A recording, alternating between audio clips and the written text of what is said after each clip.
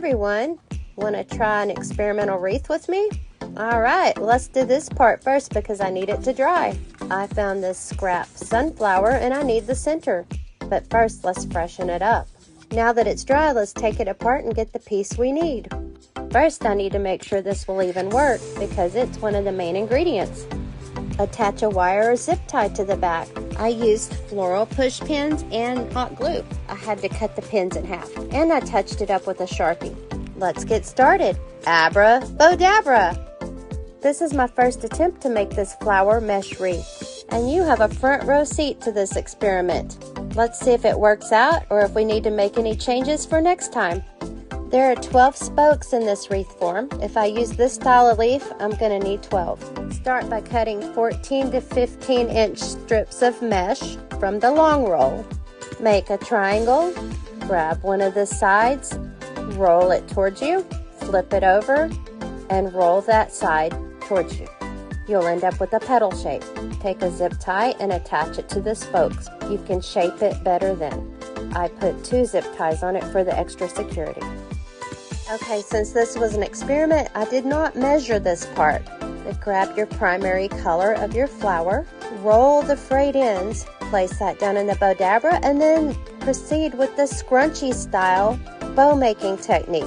Literally scrunch it down in the Bo-dabra. Roll your end up when you get to it to hide the fraying. I used enough mesh to make the large Bo-dabra half full, and then I proceeded to do the other side until the Bo-dabra was full. I did pull the first half upwards, and I will build downward on the second half. Don't forget to roll your ends.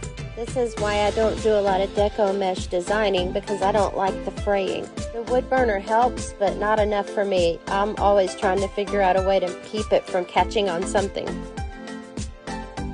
Try to stay in the center of your mesh as you scrunch it down in the Bo-dabra. You'll have an opportunity to straighten it up, but you want to try to keep it as straight as possible as you're working to make it easier in the long run.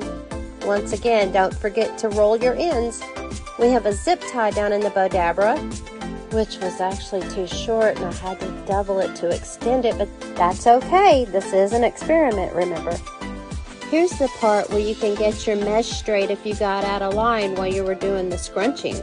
Place your Bo-dabra wand over the bloom and make sure all your edges are rounded and you don't have some pieces sticking out further than the others, because when this is tied up, it's going to need to be circular. Not perfect, but you don't want something sticking out like a sore thumb either. Once tied, fluff and straighten it up just like you would a bow. Alright, now that we've done our fluffing, tightened and fastened our scrunchy bow, or scrunchy bloom, if you notice, I hid some Bo-dabra wire in with that zip tie. And that is because I want to use it to fasten this scrunchy bloom to the wreath. Use your slip knot, tie it up nice and tight, and get ready to secure it. Here's our spoke of leaves. We're going to place it right in the center. Pull your Bo-dabra wires through and tie them nice and tight. Do a little more fluffing. And now let's test out our sunflower center to see if it will work. Separate the 2 sections that we made for the scrunchy bloom. Pull your zip tie through and fasten that center.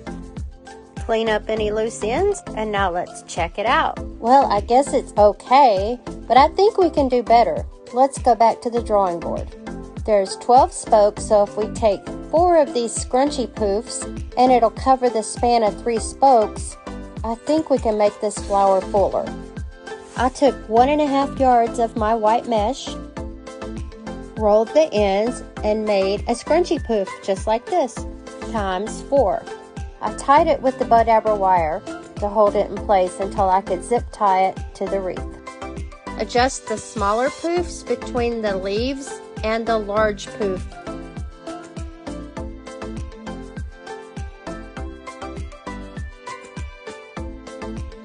There should be 2 spaces in between each poof. Secure it nice and tight with that zip tie. You don't want anything slipping around and changing shape after you hang it up. This is what a 1.5 yard poof will look like. We almost have all of our poofs secured.